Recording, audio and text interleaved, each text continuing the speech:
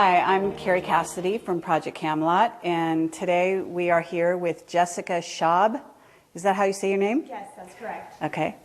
And Jessica is a crystal child, is what she calls herself. And we're really excited to be able to talk to her today. So Jessica, tell me a little bit about yourself and kind of a little bit about your journey. And she's had a very interesting time growing up. And at this time, you're about almost 26, is that right? Yes. Okay. That's correct. Okay, so why don't you tell me, like the early childhood kind of thing with the relationship with your father and how you sort of tapped into all of this? All right. I was very, very shy growing up. I actually didn't fit in, surprisingly. I didn't really have friends, but my age, I actually did have a lot of grannies, which I adopted. I had 50, and they taught me how to knit and crochet and things like that. I retreated a lot into cartoons, and it really came about when I was 16. That was the big trigger, if you will. Before that, though, I do remember saying things in school like angels are aliens and aliens are angels. But so you would say this in school? Yes. And what would be the reaction to the children around you? Oh, laughter, ridicule, yeah. Mm-hmm. Okay. And why would you say that? You know what? I really didn't know. Okay. It was almost like channeling, but I wasn't aware I was channeling. Okay. I just started sharing this information, and it was even before I even knew what was going on with my father. So just thinking back to it, that's kind of interesting and different. Uh-huh. Okay, so what happened then? I mean, obviously this is what you did on the early days. How did you progress at that point? Because I know there's a part in which you actually kind of tried to reject that world. Can you talk about that a little bit? Well, yeah, because when you first get into this information, it brings about an existential breakdown. You let go of everything you think you know about yourself and the world and everybody. So it is, in a sense, a little bit of a death. And also a rebirth. You're an empty cup now, an empty vessel to be filled. Be a little more specific in terms of your experience, because I know that you had a tragedy in your life. But prior to that, because that happened kind of like in your late teens, yes, you had sort of a dilemma. So can you describe what your father was like and why, and how that dilemma kind of came around in your life? He was very distant. He was connected to a world that I wasn't familiar with at the time, and he spoke about things that I really didn't understand also. But he was, very, very passionate and loving as well. But, sorry, I'm getting a little nervous. Well, I can say beforehand, I was always a little bit suspicious in school. I felt like I didn't like being taught what to think rather than how to think. That was always in the back of my mind. And also just, I kind of felt like I was coming off the assembly line. And I remember trying to ask about things that I would notice that there's just stuff we weren't being taught about in school. For example, in grade 8, they were saying the only kind of matter is gas, solid, and liquid. And I raised my hand and I said, well, what about plasma? And do you know what she said? Go to detention. Go to detention, really? Yeah. So, very interesting. Yeah. And you grew up in what area? Well, I was born in Winterpeg, but I left when I was 7. Mm-hmm. And the Vancouver area, the suburbs. Okay. Mm-hmm. So you were told to go to detention because you talked about plasma. Yes. And that's, actually, so they actually didn't have any clue about that. And we're talking what year approximately? Do you remember? I was in grade 8, yes. Okay. First year of high school. Okay. And I just started to realize, wait a second here, there's a lot they're not saying, and why can't we talk about it? Why do we get in trouble if we bring this stuff up? Okay. Right? So what happened after that? I kind of disregarded it. I didn't really pay too much attention to it. It was just always in the back of the brain. And it's almost like a detective. You're collecting all these bits and pieces as you go on the way. And still very blind. So we have a trigger. And my trigger was when I was 16. It was tragedy. My sister ended up passing away. And her friend was drinking and driving. And it was just my sister that went, so it was just her time. And okay, and how did that affect you? I mean, obviously, it's distressing, and we don't have to dwell on it here, but at the same time, I think that it has something to do with your willingness to perhaps let in these other worlds. Would you say that? Yes, because I realized that I was very depressed at that time, and I was also very Christian thinking, in the sense that I felt that everybody who parties and does drugs and things like that is bad, and I don't want to converse with them. I'm not saying all Christians think like that, but that was just the way my headspace was and my interpretation of that. So when she passed away and I was listening to her friends speak about her at the funeral, they were talking about this wonderful girl that I never got to know because I shut her out because I was very judgmental. So right then and there, I just vowed to myself that I was never going to judge people by what they did. That wasn't who they really were. It's just experiences that we come here for. It was a very devastating time when my sister passed away, in that it destroyed the family. My mother ended up getting worse, very bad migraines. I mean, she had migraines before, but they seemed to be more frequent and lasted longer and more severe. And my father ended up getting a stroke. And family broke apart. My brother went to university. My other brother went to a foster home. We became homeless. So it was a lot all at once. And I think I just became very traumatized. It almost didn't seem real. Okay. Mm-hmm. You told me that your father had a big influence on Yes. your sort of letting ETs communicate with you. Can Yes. you talk to me about that story? Yes, right after my sister passed away, my dad said, she's come back, and she started to speak to him. And she said that it's a very exciting time to be alive. The universe is like a big garden. There's lots of tending to. I've come back to let you know that certain members of the family have been called for a very specific mission. And she was like the introduction towards a whole bunch of other beings coming through. So after my sister started coming through, the catalyst, then came angels, nature spirits, ascended masters, extraterrestrials. It just got really, really out there. Okay, when you say this happened, did this happen to you or did this happen to your father? This happened to my father. Okay. It all happened to my father first. So he was very open talking to you about this.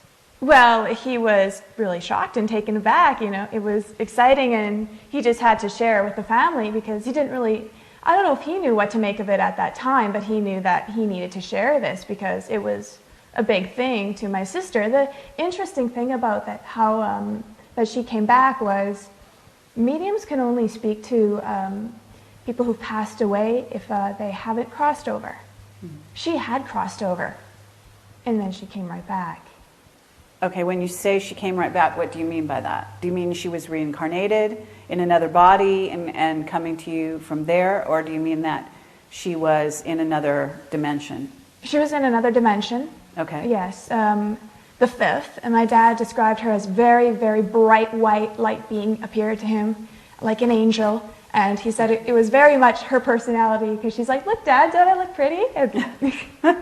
Like a girl would say. So, yeah, it was, something you got to share. It's something really amazing happened. Okay, and what was your reaction when your father talked about this? I was very hurt, very upset, because she's passed away. It's like dumping salt on this wound. It's not very funny at all, Dad.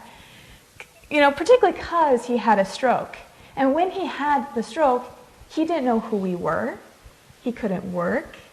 I felt like I lost my father, and so now to talk about something like this, you're crazy. You don't know what So you're he talking had about. these experiences after he had the stroke, is what you're saying? Yes, Okay. so I thought. He must have recovered fairly well, though, to be able to communicate. I mean, he didn't have like speech impairment or anything like that from the stroke? He did a bit, yeah. Okay. Mm-hmm.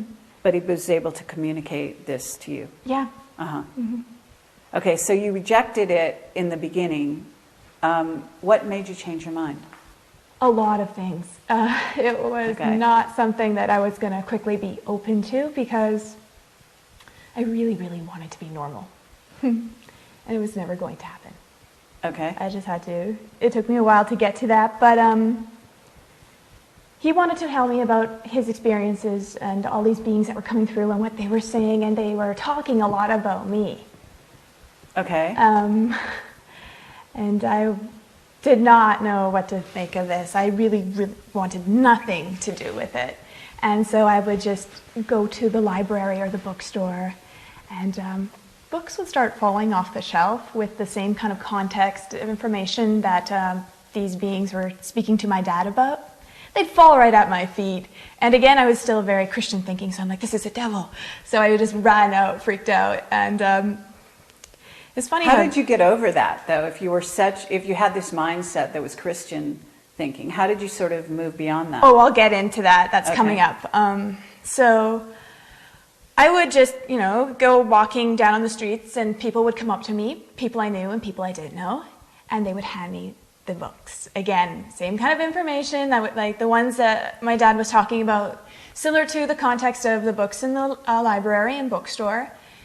And what's interesting about this is some of the people, when I asked, why are you giving me this book? And they're like, I don't know. How do you not know why you're giving somebody a book? Unless you're being inspired. Okay. And I still would not look at the books. And so it required those beings to be even more persistent. I like to call it an angelic kick in the butt. Where I've been working in the film industry. Right after my sister passed away, I left school because my parents, they were just, they weren't able to work. So I decided that, we go to school to learn how to make money. I'm out of school, I'm out of this. And I went into the film industry right away. My very first day of extra work, I got lines. And so I thought that was normal. The next day I'm like, when do I get my lines? And they're like, you don't? So, where is I going? So what happened? What did you do then? You didn't get lines. Are you saying you just became an extra? I did extra work. I did acting. I did stunts. I did stand-in. I did crew work. Set deck. I did as many different things to remove politics and understand where everybody was coming from. That was something that I always was interested in doing, is learning all the different perspectives and. Okay, and so when did the transition happen where you started to listen to what your father said? On set, on a show called Da Vinci's Inquest, a guy came up to me I've never seen in my entire life. And he said to me, is your name Jessica? And I said, mm-hmm. He said, is your last name Schaub? Yeah. And is your parents' name Roseanne and Terry? Yeah.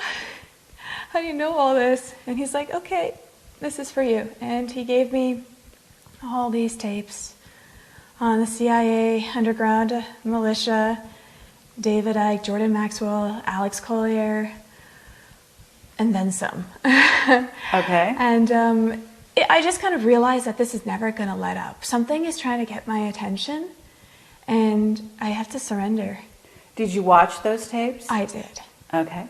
And did it change you? I became very, very depressed, even more so, because, again, letting go of everything you think you know, but then also it seems to be this huge, scary conspiracy, like we're doomed. It's, this huge control game going on, and there's nothing you can do about it because you don't have the power or the money or say, in a sense. Okay. Yeah. And so what did you do then? How did you go from there to actually listening to your father?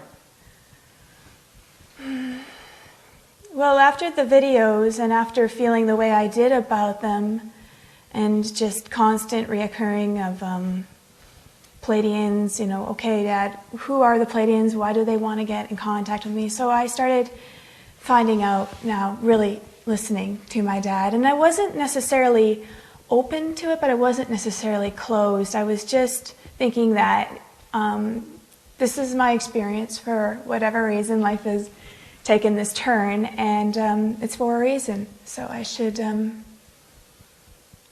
do some investigating. Okay, and how old were you at this time? I'd say about 17. Yeah. Okay. A year later. And my dad actually started to talk about his experiences, that he actually was aware of this stuff before his stroke. It was just a bigger upgrade for him. But I found out that when he was 8, he was taken up on a UFO, and the whole family on the farm saw this as well. And they put a chip in his brain, and this chip, he didn't believe that it was actually there. He thought it was a dream or something until not too long ago, before his stroke, I believe, that you mentioned. He was in the hospital, and there was a woman there that, well, she seemed to be a nurse, but she wasn't, because she went up to my dad right away and she said, "You have to leave." She brought him his clothes. She said, "If they're planning on scanning your brain, if they scan your brain, they'll find the chip." And my dad's like, "Wait a second, that's real?" And she said, "This cannot happen. So come on, it's time to go." But my dad actually didn't get out on time. So right when they were about to scan his brain, the whole hospital had a blackout. And when the power went back on, the CAT scan machine didn't work. And then when it did work, it worked on everybody but him. And that gave him enough time to make his escape from the hospital. Okay, very interesting. So Yeah. now this woman, did she disappear? Was she still on the... Yeah, she disappeared. My dad went back to find if he could speak to her again, and she was only there that one time. She completely vanished. Okay. And there's been a few actually events like that where these people would come to our door, and my dad would say, "Jess, go follow them," and I did, and they just vanished. They just vanished? Yeah. So he would Right in say, thin air. I turned follow the corner, them? and I'd see them poof. Okay. And my dad, he would have experiences where he could see these beings all the time. He would be in a parking lot, and suddenly all these angels would be surrounding him.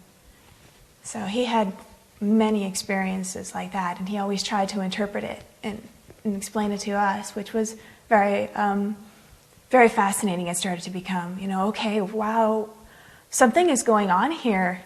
And what did your father do for a living before he had a stroke? my father was a businessman. He had his own company called Beverly Hill Homes, which he ran with my mother, and it was very successful. And then he was a master of many things, a jack of all trades. In Winnipeg, he built houses. He designed them, architecture-wise, and he also put it together, carpentry. And they're very beautiful homes as well. One, which I have fond memories, is the Castle House.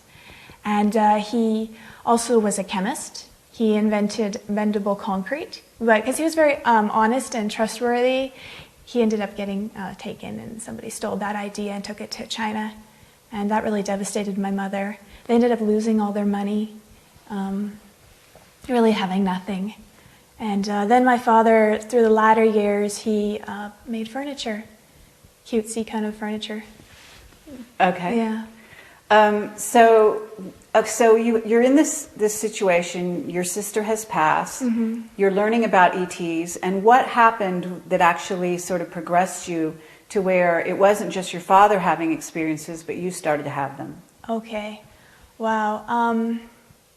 Well, I started to learn about the ETs, I'm actually really still upset with my father because he left the church, and I was still kind of Christian at that time, right? Trying to hold on to this. And so I kept going to different churches, and I felt really annoyed because I couldn't find one where I fit in.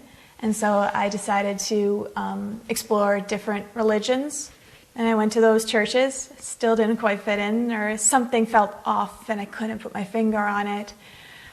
So then I went into mysticism, because this seemed to be along the lines of what my dad was talking about and what it seemed these beings were trying to relate to me. But still, that didn't quite feel right, and I didn't quite fit in. And I knew that one day I would be explaining this to people. So I decided to even explore atheism. Again, same thing, still didn't quite fit in. But I couldn't deny any of them either, because they all seemed to be pieces of myself. So what I did was I started to embrace all of them. And I realized that I'm not just one, and to pigeonhole myself into one is a great disservice. Okay. So these new insights started coming through. This is really where I started to see the world very differently, and everyday little things started to become really big. For example, one time I came home and I was very upset about this reoccurring problem. Like, why does this keep happening to me? And it's funny, I don't even know what it is to this day, so it's really big, right? But it popped into my head, Boggle. Go get the game Boggle. I'm like, huh? Boggle? What the heck does that have to do with anything? That's kind of a weird, random tangent. But I went and got it, and then I got, shake it up, find some words. And I found like 10. And I'm like, all right, well, that's done. I don't really understand the point of this. And when I put it down, I got up and I turned around and I saw the board from another angle. And I saw all these other words I didn't see before. And I'm like, wait a second. And I walked around and I saw, more from the other angle, more from the other angle. Till I found, I think, 55. And then it said, okay, well, now you know why this problem keeps reoccurring. You're only looking at it from one perspective, one angle. I was like, oh my goodness, wow. And where did this come from? And then it just popped into my head. Allow us to introduce ourselves. We are your guides. And every time I tried to ask them who exactly they were, I got a different answer. And so I thought at one point they were playing with me. But in a sense, they didn't want to be locked into labels. In the beginning, we introduced myself as a crystal child. There's indigo, light worker, starseed, and also just Jessica. Uh-huh. Right? So they're all labels. When it comes down to it, they're all pieces of ourself. Mm-hmm. I mean, in school, I was always told that I was stupid, and I believed it. Well, when you say you were told you were stupid, who told you that? My teachers. Really? Because I was put in the special classes. I'm a slow learner. And the students, and because I was very dyslexic and I learned very differently, and I didn't see things the way they did, and also I didn't have an interest too. It's just so boring. This is not going to stimulate the soul. It starves that part of us. Okay, but to get back to your story, you're in a position where you're starting to hear from your guides. You've heard stories from your father. Mm-hmm. So at what point were you actually sort of convinced that possibly what he was seeing was real, and those personages started to be appearing for you or become real for you? They never quite appeared to me in the way my dad did. But just started, like what I was sharing with in school about being told I was stupid, it stayed like that until, that was my paradigm. That's what everybody saw me as, until one day it dawned on me that, someone's opinion of me doesn't have to be my reality. And when that happened, everything shifted. Nobody saw me as stupid anymore, but doesn't mean I still don't have that part.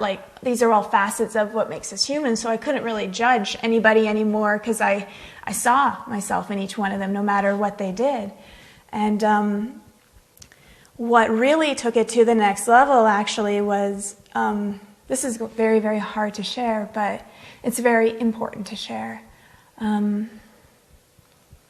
Even though I was starting to become open to it, I was still very upset with my dad, because what I wanted more than anything was just a normal dad, and to be a father and not to be lost to this world, even though it was exciting. You're still a child, and you need that kind of support. So I might get a bit emotional about saying this. That's okay. On Christmas Day, the whole family was around, and I just felt so hurt and upset by my dad that I told him, I hate you, why don't you just die already? And he did. Okay. And when you say he did, can you be a little more specific as to what happened? A week later, he had a brain hemorrhage, and he went in for brain surgery, and he didn't recover. Okay. So how did you sort of view that experience? Well, I knew about how our thoughts create reality before What the Bleep came out. This information was being given to me by my dad's beings as I sat, and listened to what they were saying.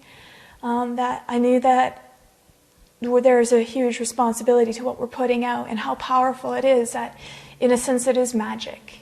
Mm-hmm. So when I said that, I was so racked with guilt, and so mad at myself, and so upset with these beings who were working with me. I felt that they chose the wrong person to do this mission, because I demonstrated myself as unworthy, that you get told that this is the power that you have. Your thoughts create, your reality. Pay attention to them, and then you go and do something like that in a so seeming unconscious measure. Okay, but did you also allow for the freedom of the other person, their sort of as a sovereign entity? In other words, that person being your father, having a choice on whether to die or not? I didn't see that until later on. See, what happened was I didn't want anything to do with the beings after that. Just because I felt so hurt by what I did, that unworthy, like I said. So, but they still wouldn't leave me alone, and they said, you don't understand, you're only seeing it from one perspective, and you're feeling very hard on yourself, and it's not necessary. You don't understand on the soul level what's occurring. Even though you told him out of anger what you told him, on the soul level, you said, it's okay, Dad, you can go now, we'll be fine. And that I had a contract with him that I would help him go when the time came, and that he did want to leave, but he didn't want to go unless he knew that we would be okay. And I did just that. Okay. So you were able to kind of forgive yourself and allow for that occurrence to happen and to have been part of your reality, in other words. Yes. Yeah. Okay. And what about the rest of your family? How did they view his passing at that point? Devastated my mother. My mother still hasn't recovered from it. My oldest brother just distanced himself away from the family. Because he witnessed that. I don't know if he even forgives me to this day of what I said to Dad, because he can't understand or see it the way I do now. My other brother, he was upset with Dad too, so he actually talked about just not being happy with Mom being with Dad, and Steve was too young to really know what was going on. Okay, so your father passed on, and you were having some interactions with various beings and getting information. Yeah. But what happened after that?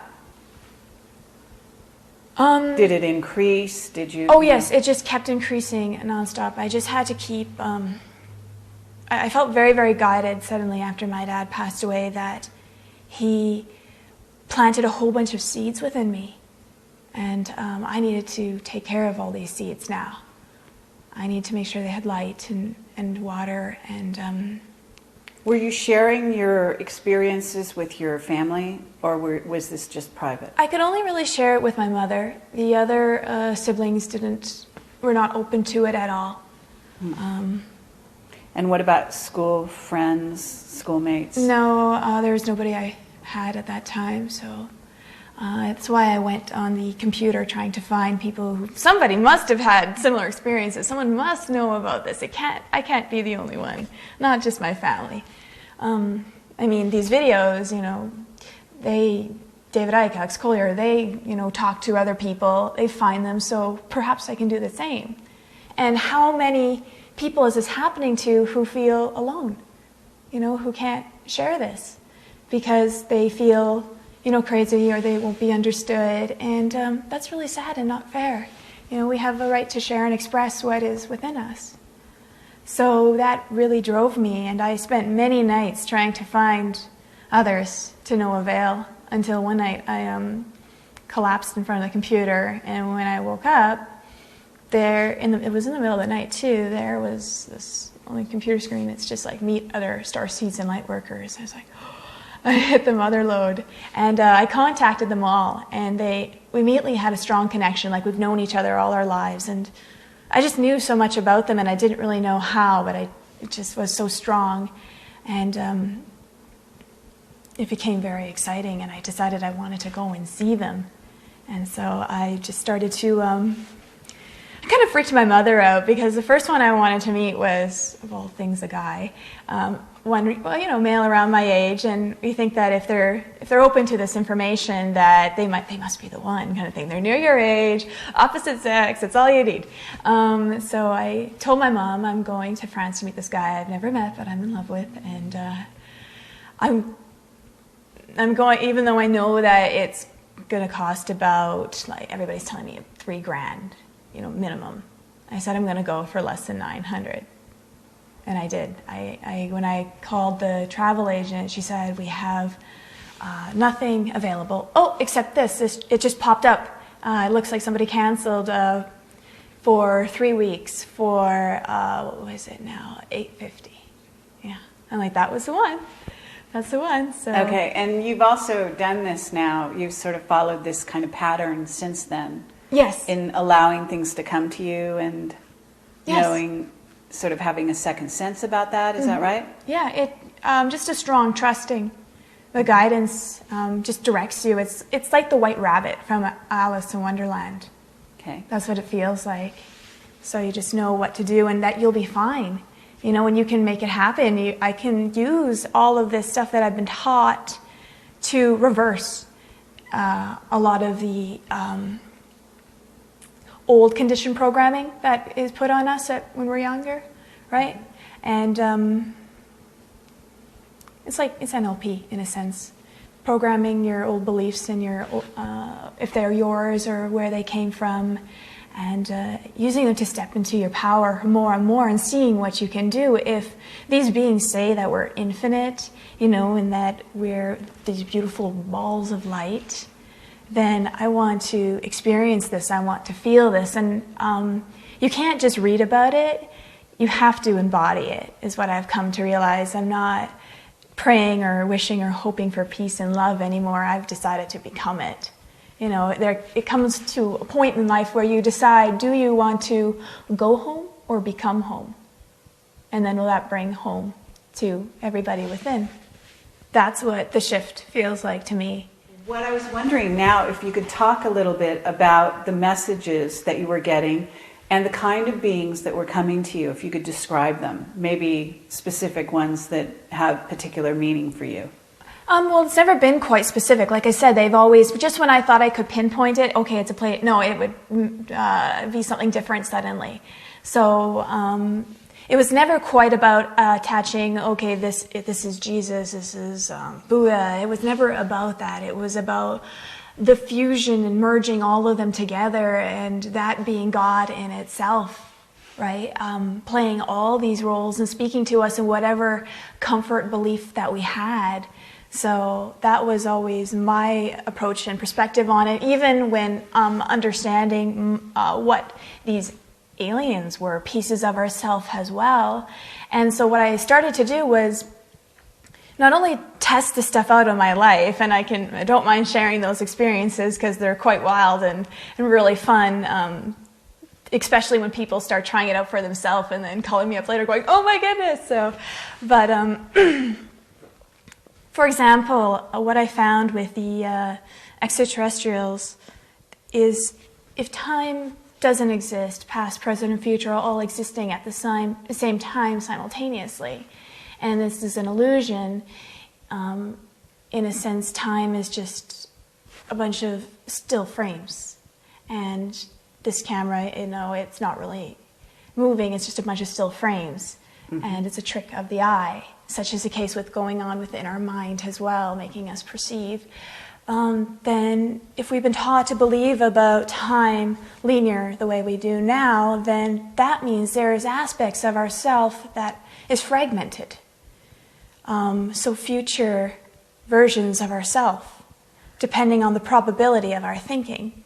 So, for example, the Greys, not saying all Greys are like this, but when I learned that they actually aren't gray at all, that on a crash they dissected them and found that their gray skin was actually our color, and those big goggles, those big eyes, that's what they were goggles.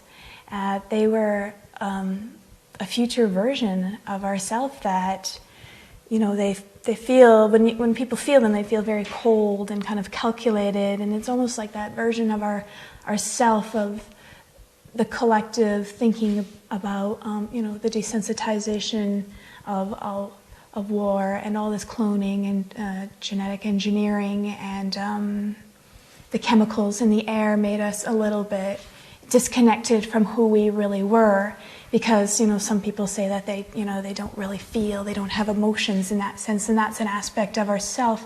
And I would wonder why those ones would, if you ask any little kid to draw a picture of an alien, it would always be the Greys with the big eyes. And what I got from them was that they came back to kind of prevent us from going down that path. And it sounds very bizarre. How can, you know, something come from the future and come back to us if time travel doesn't even exist? But if an old man has smoked his entire life and he has a hole in his throat because of it, a lot of the times they get inspired to go to an elementary school to talk to the kids and say, please don't smoke or you'll end up like me. And that's kind of what I saw with the Greys. So then I'm like, now I'm going to play with the other races. What about the reptiles? Why are people seeing reptiles? And for me, everything at first exists within. What happens inside of us gets mirror reflected outside. There is a war going inside of our mind, hence a war going on outside. Even our body mirrors this, in that what is cancer really but one cell not recognizing another cell is on the same team, and so they fight.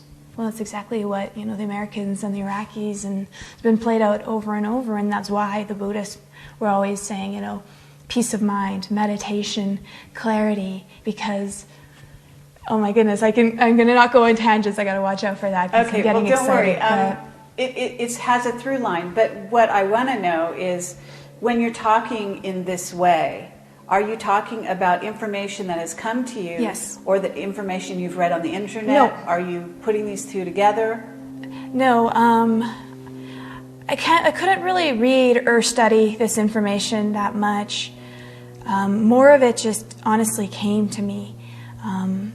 If I did try to read, I would get other stuff coming to me. It was almost like whoever inspired the person in writing the literature, they were speaking through me. You know, in acting, there's the subtext, reading in between the lines, a whole other message behind it. Mm-hmm. And that's kind of what I was always picking up, that I could never read or watch movies the same way as everybody else. I never got what everybody else got. I always got something completely different. I never saw things like everyone else. So, I mean, that's like, even with reptiles, I don't see them like everybody else does. I see them as a manifestation within our mind because of the reptilian brain. That's where the ego is, and where 90% of the negative self-talk comes from, and the repetition and that controlling factor in our mind. And I don't even see the ego as something as bad. I see it as something that is desperate for our attention and feels like it has a duty to keep us safe, and it's doing a good job, but to the point where now it's making reasons why we need it, and now we need protection from the protection, which is mirror reflected in our society with our system. You know, it was there for protection. Okay. Now we need protection from that. Even the Pleiadians, they're another mirror reflection of ourself in the future, of if we step into our potential, our infinite potential, then we'll have that reality probability manifested for us. So there's all these laid out for us, and it's really up to each one of us by the inner work that we do, and we're responsible. because we are our own self-fulfilling prophecy. That's what humanity is, and they've been played. Okay, and what is your view if, in other words, when the entities, I guess I want to say, when the entities come to you and they give you information, do you just accept it? No, we have a conversation almost like I challenge them. I always like to challenge them and play with them because that seems to be what really stimulates them coming about in touch with your inner child, and that creativity and wanting to understand why they're bringing this about, why are they sharing this? What is your intent behind it? And I've been able to filter right away ones that are trying to sway by how they make you feel about yourself and the world around you. Do you feel afraid and that you need to, protect yourself, or do you feel more liberated and more compassionate and loving? Okay. And that's how you can decipher through any message, whatever thing you're watching. Okay.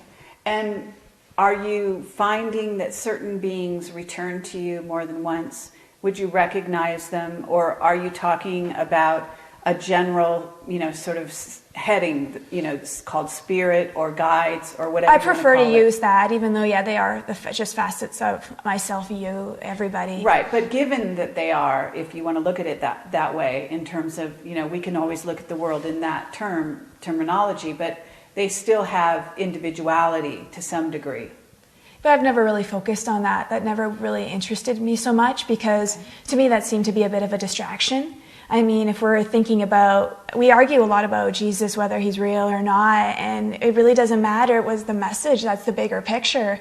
So that's always what I paid attention to. And I'm like, well, even Luke Skywalker, he's not real, but boy, does he inspire and reach a lot of people. So that was always the way I would get past all this things that, just to get right to the focal point for me. Okay. So what did they tell you your mission was? Do you know? It's when it doesn't really exist, when you can't, go out and find a place that says, this is just for Jessica, then it's a little bit challenging. So it was something that they said that I can create. I can create with the pieces of what I'm acquiring, how I see my perspective, to share that with the world. And that is, but don't just talk about it, like be it, and inspire people to find their own truth, not to say, you need to believe what I believe because I'm right and everybody else is wrong, but to honor where each one is coming from and to trust themselves that they have those answers within, that we don't need to necessarily look and depend on other people for the answers, because that's kind of what got us into this mess in the first place, right? We're giving our power away to people or beings that don't necessarily have our best intention in mind. But even that, we should ask, why don't they? Where does that come from? What part of ourself that is so self-destructive that allows us to do this to ourselves? Okay, well, if you were going to talk about the future, and, a lot of people are talking about 2012, as you know, and what may be going on in the future. Have you been given any visions or dreams of the future or any information about it from the beings that are contacting you? Definitely, a lot. I always like to dispense this end of the world kind of a thing, but I can understand why people see or perceiving it as the end of the world, because it's the end of an old way of living, being, and thinking that has been around for quite some time. So to a lot of people who don't have imagination, who can't see beyond that, then to them it's the end. But in actuality, it is something far beyond that we've ever dreamed. And in a sense, the best way to understand it is, truth is stranger than fiction. And we are going to experience that firsthand with these paranormal events, which aren't even paranormal at all. It's just a bleed through of who we actually are coming out in all kinds of different ways, is going to be more and more frequent. And people are going to start just recognizing each other. And a war cannot continue because if I harm you, right away I'm going to feel that pain. So say I punched you in the shoulder, I'm going to feel it right away in my shoulder.